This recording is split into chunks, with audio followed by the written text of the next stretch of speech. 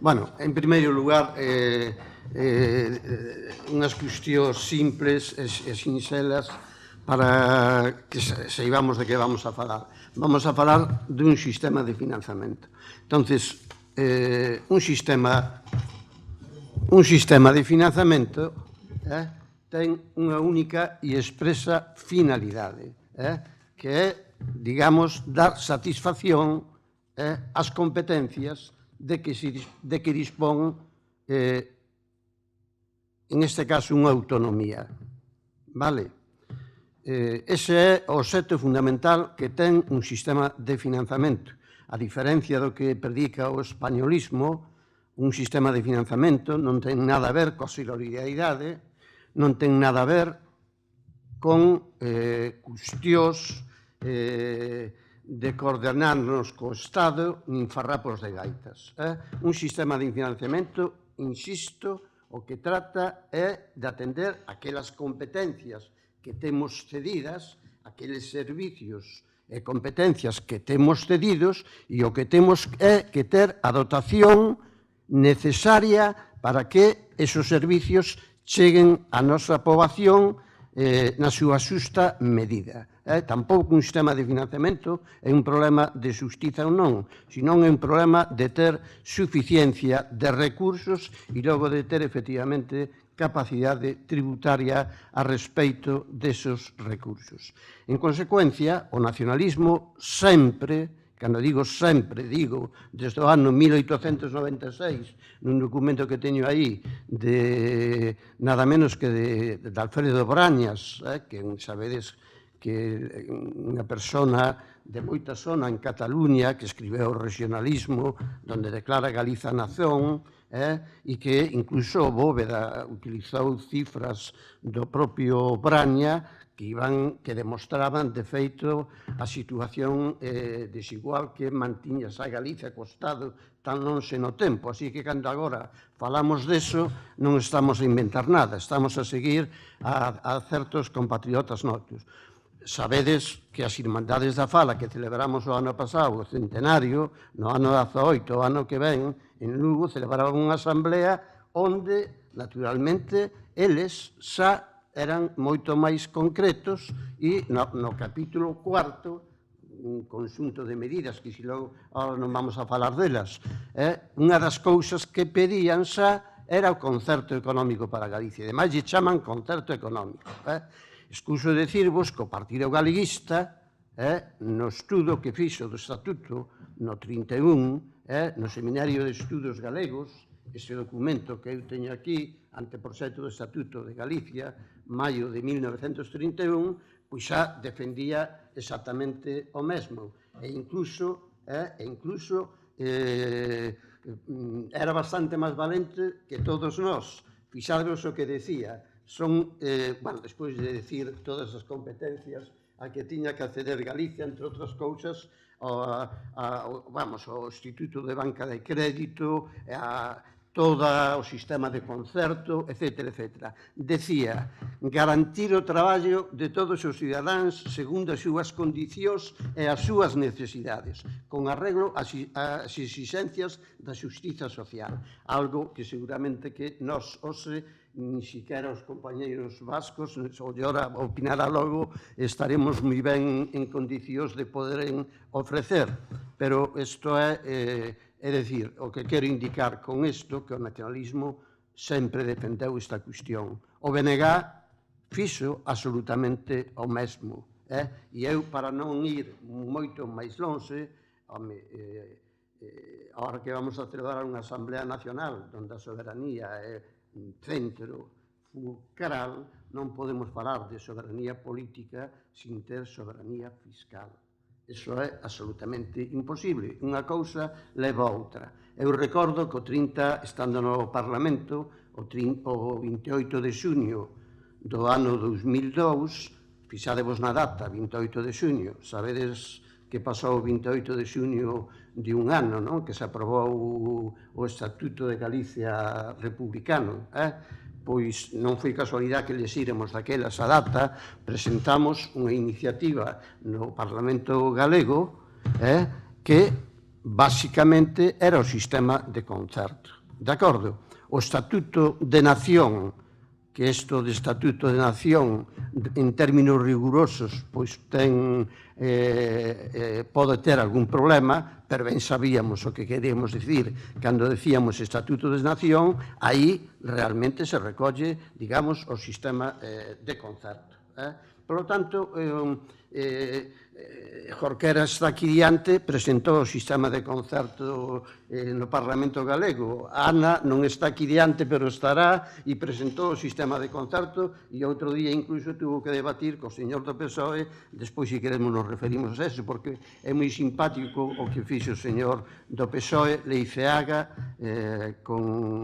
con a proposta que fixo de tal. Entonces, o problema é o seguinte, que unha cousa é pedir estas cousas e logo podemos falar do difícil que pode resultarlle para o noso país o conseguilas. En consecuencia, eu vos vou contar as mentiras do actual sistema de financiamento, deixándovos claro esas dúas cuestións que queden claras, que o sistema o único que ten que facer é financiar competencias. En este sentido, por exemplo, o valor das competencias que ten Galiza no ano 2014, isto sabémoslo polos datos farragosos e complicados do sistema de financiamento, o sistema de financiamento, vamos, só os cadros numéricos son 70 e pico de páxinas. Eso non vos arrenda ganancia, eu vos animo a que o miredes na esa de Facenda, pero é terrorífico. Por lo tanto, o que busca a forma é de extraer toda esa maquinaria de números para que se entenda perfectamente. Entón, o primeiro que temos que facer, que saber é, eu falaba das competencias. As competencias propias, as específicas galegas, no ano 2014, son 316 millóns. As de Madrid son 1.100 millóns. As de Cataluña, por suposto, son 3.717 millóns. Co cual, fixadevos o que temos que avanzar todavía no ámbito das competencias propias específicas, que este é un problema que realmente práctico que temos e que, ademais, o señor Feixóo está encantadísimo, os 8 anos que leva ou máis, de non ter feito, é un auténtico campeón, nin unha sola transferencia nova para Galiza, que costaron un duro. Entón, o sistema de financiamento actual é un montón de trampas para inculcarnos a filosofía españolista. Isto é clarísimo. Entón, o que di é que en Galiza as competencias nosas son 7.043 millóns que veres ali. O Estado parece entregar a Galicia, pois son esos 7.043 millóns, para o cual considera unha capacidade fiscal galega que son, neste ano, 5.099 millóns. Se temos unha capacidade fiscal de 5.099 millóns, 5.100, vou decir, me permitides, e resulta que as competencias son de 7.044, está claro que somos tan pobriños que ni siquiera podemos cubrir as competencias que temos. Entón, ten que vir o Estado Salvador, e lle teño que dar o rato para que se vexa, ten que vir o Estado Salvador con a súa solidaridade a través dunha serie de transferencias de fondos a darnos os 1.943 millóns que nos faltan para cumplimentar os 7.043 millóns de custo das competencias. Non sei se isto está claro. E fixadevos que este tema, eu xa non quero afinar moito, é bastante complicado, porque suministrar os servicios na Galiza é complicado, pero é que o que debería lograr realmente, o ideal que nós tiñamos que lograr, é que todos os cidadáns galegos tuveran a mesma accesibilidade aos servizos públicos, unha cousa que é fácil de decir, pero que é imposible de lograr. É moi difícil que unha persoa dun lugar de Guitiriz, de onde son meus pais, e eu son de Ferrol de casualidade, fui encargado desde ali, vaya a ter as mesmas facilidades de acceso aos servicios públicos que temos os que vivimos nunha cidade de Galicia. E isto tamén pasa nas outras comunidades autónomas, no noso caso moito maior, porque nós temos máis da mitade dos núcleos de población de todo o Estado. Para nós o problema da dispersión da nosa poboación, que é un factor positivo, que é a nosa maneira de ser, e isto é unha cousa histórica, e non o vamos a resolver, por moito que queira o PSOE, Galicia cidade única. Non vamos a vir aquí os 2.800, ainda non, millóns de galegos a situarnos en Compostela, porque isto sería un pouco difícil. Desde logo aforraríamos no custo dos servicios públicos por cuestión de economías de escala, pero claro, é moi difícil traer os postos da pesca para Santiago, os postos da agricultura, entón teríamos unha auténtica desgracia neste país, non? E non o digo en contra de Santiago ni nada, non me vayades a pegarse, non empezar comigo con esas cousas. Entonces, claro, isto é o que tratan de decir eles logo, unha auténtica ficción é que a nosa capacidade fiscal son 5.100 millóns. Que é iso da capacidade fiscal? Esa capacidade fiscal son todos os tributos do sistema fiscal español? Non pago. É unha canastra que ten unha parte dos tributos do sistema fiscal español. Hai uns que non ten, por exemplo, o imposto de sociedades. Eso non forma parte disso. Bueno, rentas de non residentes, primas de seguros, aduanas, etc. Entón, hai outros que sí están aí.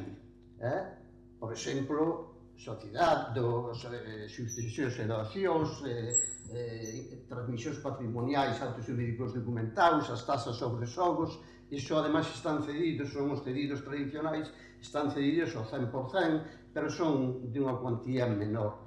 Os auténticamente relevantes son o IRPF, o IVA e os impostos especiais. Claro, o IRPF está cedido ao 50%, ainda que todos aquí pagamos o 100% de IRPF, non creo que ninguén pague o 50%. O IVA está cedido ao 50%. Cando comprades unha botella de auga, xa tirei, xa fixen. Pois non bebín nada, pola mañá. Non hai problema. Pois, cando vades a comprar unha botella de auga, ninguén vos devolve o 50% do IVA, vale? E os impostos especiais, cando tomades un vaso de viño, pois, por exemplo, cando fumades o tabaco, pois ninguén vos vai a devolver a diferencia entre o 58% e o 100%. É dicir, se trata dunha canastra de impostos limitada, que non son todos os impostos, e se trata, ademais, de que nos principais non está o 100%. É dicir, esa definición da capacidade fiscal que a Lei 22/2009 define así, capacidade fiscal, é o 50% do IRPF, o 50%, vamos, eu sempre poño, digo o mesmo, eu xa sei que algúns xa me escuitaches máis veces esta historia e vos vades a aburrir, é como se, o do home, é dicir, como se eu defino un ser humano como unha entidade que ten cabeza, o brazo dereito e a perna esquerda.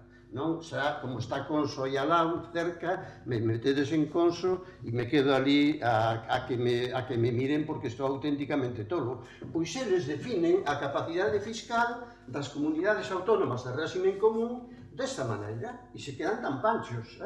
Catedráticos ilustres fan ese auténtico disparate. É dicir, a capacidade fiscal de Galicia, os impostos que soportamos os galegos, tanto como persoas, como as nosas empresas, etc., bueno, pois por todos os tributos e ao 100%, punto, e se acabou. E claro, se vamos a isto último que digo eu, cal é os tributos que soportamos? Por certo, estou falando do ano 2014, que é o último ano que está liquidado, non o fago por casualidade. Cales son os tributos soportados polo sistema fiscal español polos galegos? Aí non están metidos os impostos municipais das corporacións locais, de acordo? Pois estamos falando do sistema de financiamento das autonomías. Sabes algo desa apreciación? Bueno, eso son 11.131 millóns de euros, como mínimo. E digo como mínimo porque eu poido calcular perfectamente a primeira parte, o 100% do IVA, eu teño nos cadros canto é o 50% de impostos do IRPF, logo podo calcular perfectamente canto é o 100%, hasta aí chego, non?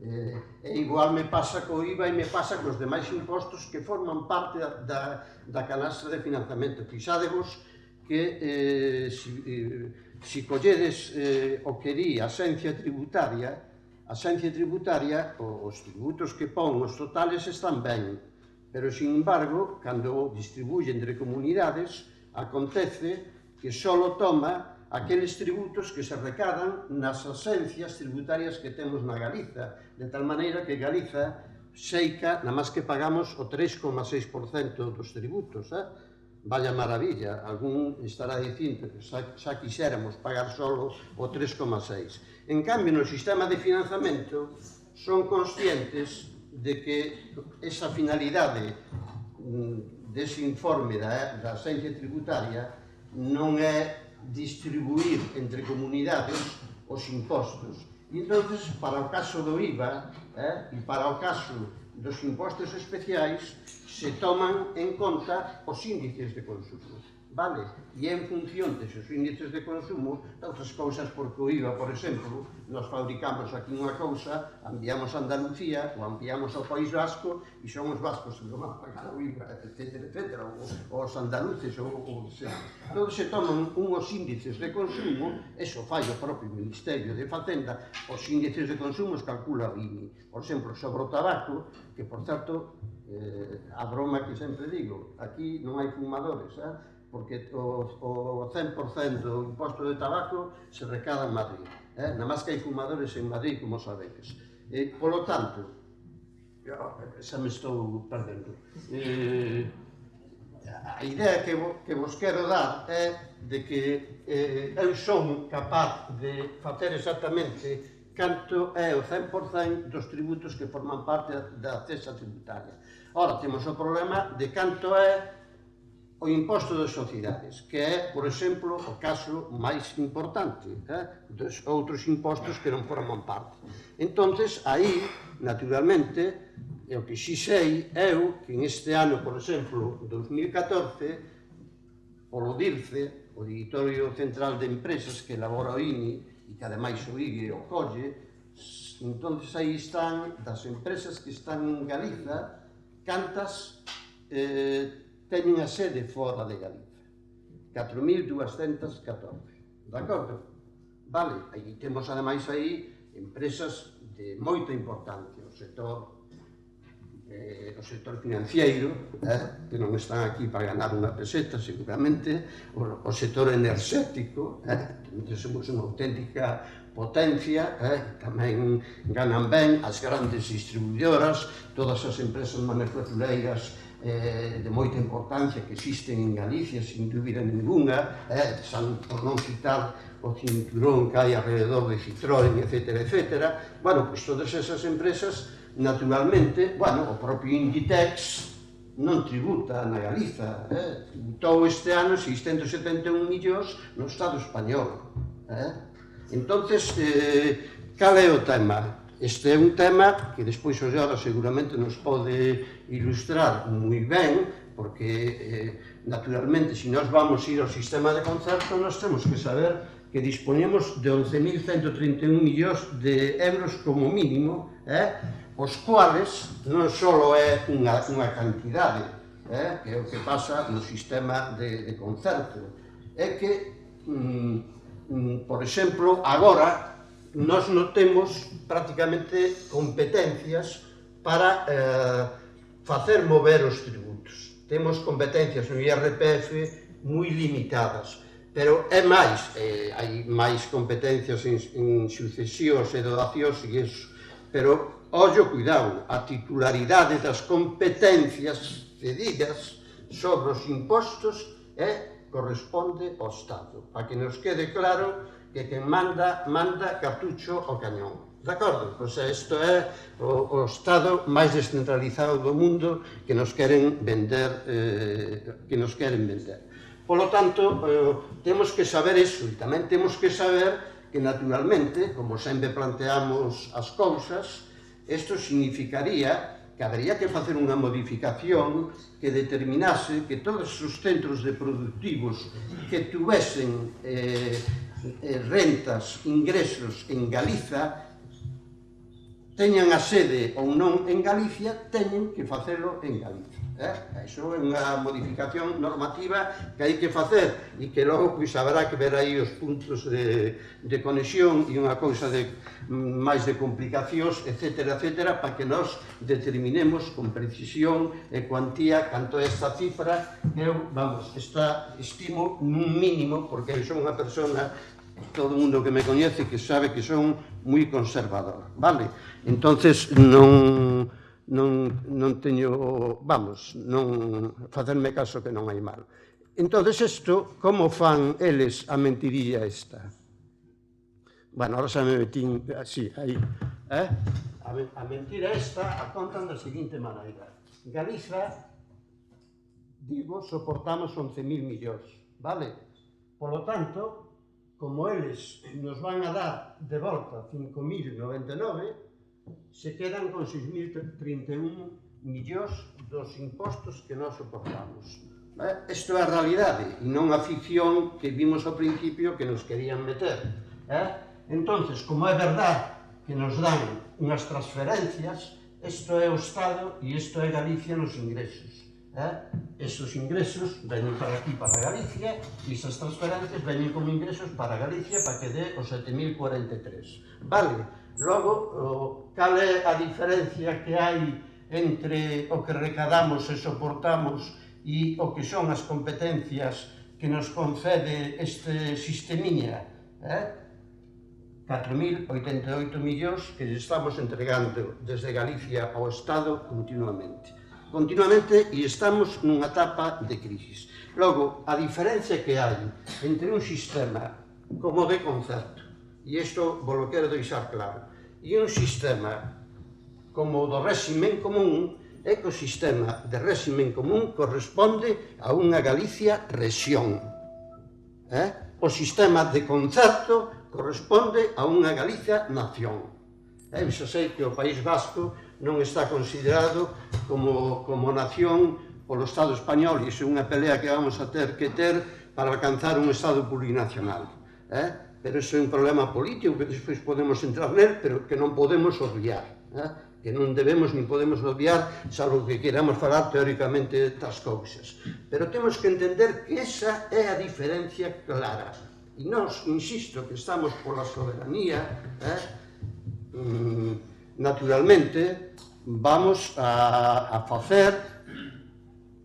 ter soberanía fiscal, porque sin autonomía financiera, sin poder facer política fiscal, é imposible que teñamos autonomía política. É imposible que poidamos ser capaces de desenvolver un plan de desenvolvemento económico, social e cultural en función dos intereses do propio país. É dicir, nós o que asistimos na Galiza, na agricultura, na pesca, un montón de sectores industriales, etcétera, etcétera, non foi a ningunha caste de modernización, por non teren competencias nós mesmos para xestionar todos esos sectores, por ser unhos súditos, unhos sometidos, unhos dependentes do Estado. Eles decidiron, e o que fixeron foi desmantelar os nosos sectores productivos. Polo tanto, a cuestión da migración galega é unha cuestión que cae polo seu propio peso. É unha emigración que eu sempre lle poño ao lado un cualificativo, forzada, porque senón nos van a pintar e que de que nos gusta moito andar de viaxe por aí por fora, non? E isto, claro, non obedece en absoluto a realidade, obedece a que o noso país, que ten unhas potencialidades nas que agora non vou entrar,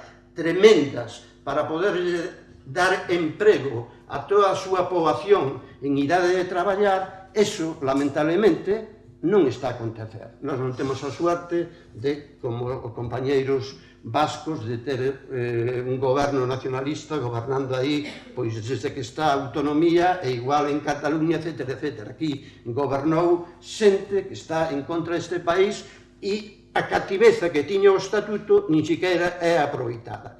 Con a crise económica, o estatuto realmente xa non significa absolutamente nada, non? porque, vamos, con as decisións que se toman no Consello de Política Fiscal e Financiera, prácticamente non hai nada que facer.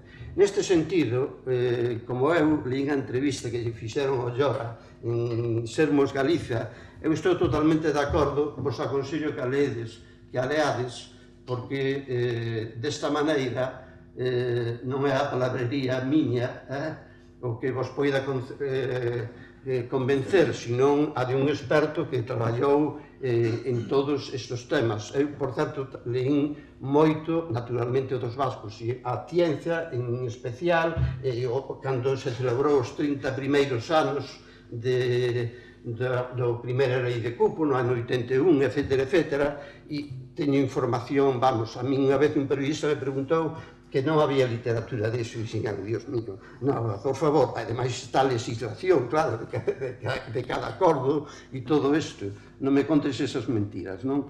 Entonces, hai unha cuestión que quero ver agora, que el se refire, e fai moi ben, a verdade que non sei como se entra aquí, así se entra por aquí a brava, a ver se dou con el. O digo porque escoitar esa entrevista me axudou moito. Mecanismos de financiación. Sí, estes. Será este. Sí. A ver, eso é. Non sei se ve aí suficientemente. Sí, eu creo. O amplío. Amplía un pouco, sí. Sí, amplío un pouco, pero o que pasa que Tania mo meteu nun sitio que non ves a ampliación en ningures. Ali arriba de todo, pero... No, arriba debía estar, pero non está. Bueno, me vades a creer que vos digo as cifras desta cifra. O Llora referíase, e é verdade, como vedes aí, País Vasco e na Farroa, cero. Estes son uns mecanismos de financiación que existiron a partir do ano 2012. Claro, a crisis era tan difícil, era tan dura, que realmente o sistema de financiamento non estaba imposibilitando o cumprimento duns mínimos de satisfacción das necesidades de atención aos servicios públicos. O noso campeón Feijóo, por suposto, pasou olímpicamente deste tema. Pasou hasta o ano 2015 exactamente. Hasta o ano 2015. No 2016 xa está. E no 2017 tamén xa está. Hai unha serie de mecanismos de financiación que non vou a entrar agora a bloquearos con ese tema, pero que é moi importante. O Llora fai moi ben en decir que o País Vasco e Navarra non, por certo, recordade que na Constitución hai a posibilidade de que os navarros fagan un referéndum e que se unifiquen con o País Vasco, o cual Euskadi Sur xa estaría constituído, quedaría o de Euskadi Norte, punto, pero Euskadi Sur xa estaría constituído. Así que aí sí que o poden facelo cando os navarros o desesen estén en condicións de facer. A outros lles impiden que fagan ningún referéndum, como sabedes moi ben, e diso logo podemos falar. Entón, estes beneficios, no ano 2012-2015, porque é o estudio que ten feito o Ministerio de Facenda, supuxeron 167.300 millóns de pesetas. Vale? Ollo, unha precisión, isto non son subvencións, isto son préstamos. É verdad que son préstamos máis baratos que o coste de mercado, logo o beneficio que xo ten aí, pois é a diferencia que hai entre o que che costaría ir a banca a pedir esos créditos e o que realmente o Estado che pon como imposto, que é máis baixo. De feito, non hai que facerlle moito caso aos beneficios que din que só teñen, que son de, nin eu o vexo siquera, así que, si colla folla, bueno, que son de 60, está aquí, son de 44.000 millóns de euros, vale, dos que Galiza Galicia, o tedes aí en vermello, obtuvo 126 millóns de beneficios, fixádemos, e 267.000 desos créditos Galicia utilizou desde o ano 2015 en exclusiva. Bueno, aquí está hasta o de proveedores, esa financiación de proveedores, hai un montón de mecanismos. 2.815 millóns, o sea, que significa o 1,68% do Estado. Se puxéramos aí o ano 2016, que xa está, en vez de 1,61, Galicia é o 1,9. Entón, claro, temos un señor que é bastante irresponsable, que prefire reducir os servicios públicos, etcétera, por non ter feito uso desto e, ainda encima, presumindo de chulería de que ele non ten ninguna necesidade de ter que recurrir a estas pequenas migallas, etcétera. Non quero entrar nas cifras en concreto, tamén estou convencido, me parece, de que se o País Vasco e na Farroa tuveran problemas duros, etcétera, seguro que os compañeiros serían capaces de negociar políticamente, hábilmente, e habería recursos aí, porque eu coñezo bastante ben algún congresista, o que está de portavoz do goberno vasco, que tuvemos por Ferrol, etcétera, e sei da súa moita capacidade negociadora que ten, etcétera. Pero incluso neste caso, a cuestión é, vamos, deste tenor. Finalmente, vos quero contar solo outra cousa. E acabo, non sei como son, María del Carmen. Estás para acabar, sí. Que? Me estou pasando? No, por ahora non. Ainda non. Ti leña comigo, isto non o quero. Ti leña comigo. A ver. Isto non é. Isto que é? Mira. Aquí tedes outra visión do sistema financeiro españolista, que é rexión, de acordo? E aquí xa vedes que a cousa se empeza a complicar, pero non loquear coas complicacións. Aquí o único que tedes que ver é o seguinte, que as competencias de Galiza se dividen en dúas partes. Esta que está aquí, que financia os servicios públicos fundamentais. Os servicios públicos fundamentais, artículo 158.1 da Constitución, Constitución que maldecides e non a leedes nunca e non as cuidades nada, son estes 5.107 millóns de euros.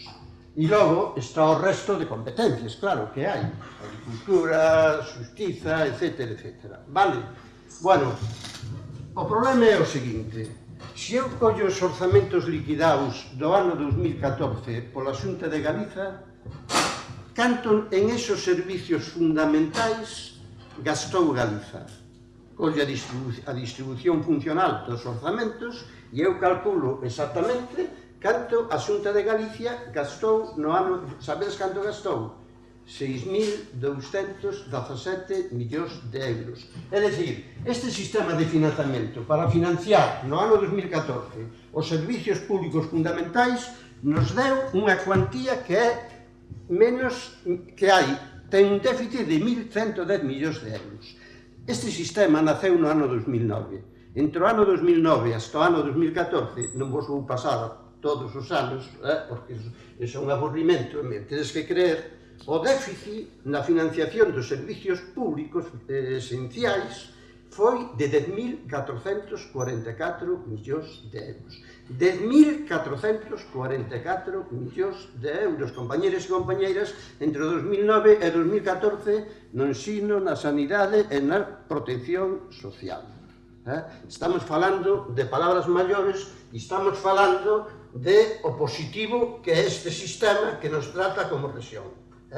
E para que iso os quede claro que nós temos razóns de índole, digamos, técnicas, aparte das razóns de carácter estritamente políticos que por sí propio xa sería suficiente porque nós debíamos de recitar e, de feito, sempre estivemos en contra de todos e cada un dos sistemas de financiamento que existiron desde o ano 1987 ata o día de hoxe.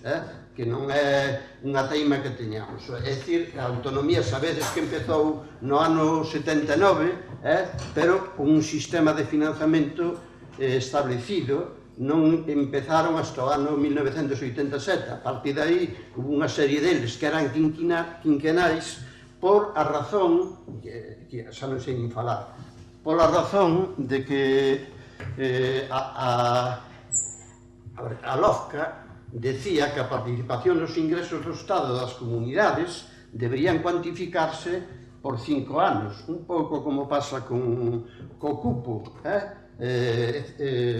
etcétera, etcétera. E, en consecuencia, por iso eran quinquenais. Logo chegou a Aznar no ano 2001 e fixo un sistema de financiamento que empezou no ano 2002 e que xa era eterno. Xa era eterno, porque, claro, en liña coa política de Aznar. É dicir, o que nos queren facer, eles creen que España é anterior ás nacións que a forman. É dicir, que as partes orixinarias non son anteriores a... Nós nacimos en un Estado unitario e, claro, temos a imaxe invertida da realidade.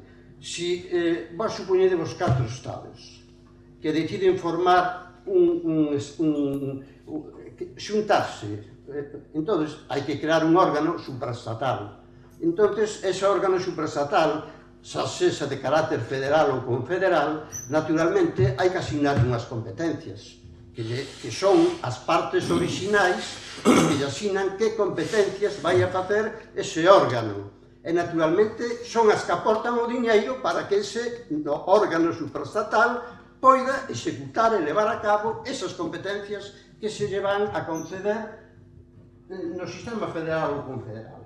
Está claro esa idea? Aí é transparente que son as nacións as que están dando. No, aquí temos a visión contraria, é o Estado que nos está dando todo. Entón, claro, temos a cabeza, temos que poñer, como diría Marx, darlle a volta a dialéctica e poñer os pés en terra e a cabeza onde ten que estar. E isto é perverso, porque esa filosofía se dá precisamente no sistema de financiamento. Por eso aparece, digamos, esta idea da España eterna, existe desde sempre, etcétera, etcétera. Si que Aznar, en consecuencia con eso, dixo que ese sistema de financiamento era eterno, é dicir, conselaba a política, é dicir, o mundo vai ser como quería Aznar, no 2002 para sempre. Fixadevos que burros son, encima de España. Que é tremendo, non? Porque, claro, isto non o pode creer ninguén. Pero sí, non, pero iso foi serio que foi así. E así está escrito no sistema, na lei do ano 2001. Non é unha broma miña. Naturalmente, iso durou hasta o ano 2008, entre outras cousas, porque unha cousa é o equilibrio que poida existir no ano inicial que empece un sistema de financiamento e outra cousa é o que pasa ao longo do tempo. Por que? Porque as necesidades de gasto dependen dunha serie de cuestións. Por exemplo, da demanda que a sociedade faga do ensino, da sanidade, etcétera, etcétera. En cambio, os tributos, que son os ingresos cos que contas, teñen outra evolución de outro tipo totalmente distinto. O que acontece, normalmente, é que os gastos, as necesidades que se demandan, superan os ingresos con que ti contas e, en consecuencia, se empeza a crear un déficit que obriga necesariamente a que hai que facer un novo sistema de financiamento reiteradamente. Isto é o que pasa con este sistema de Galiza de rexión, de tipoloxía de rexión.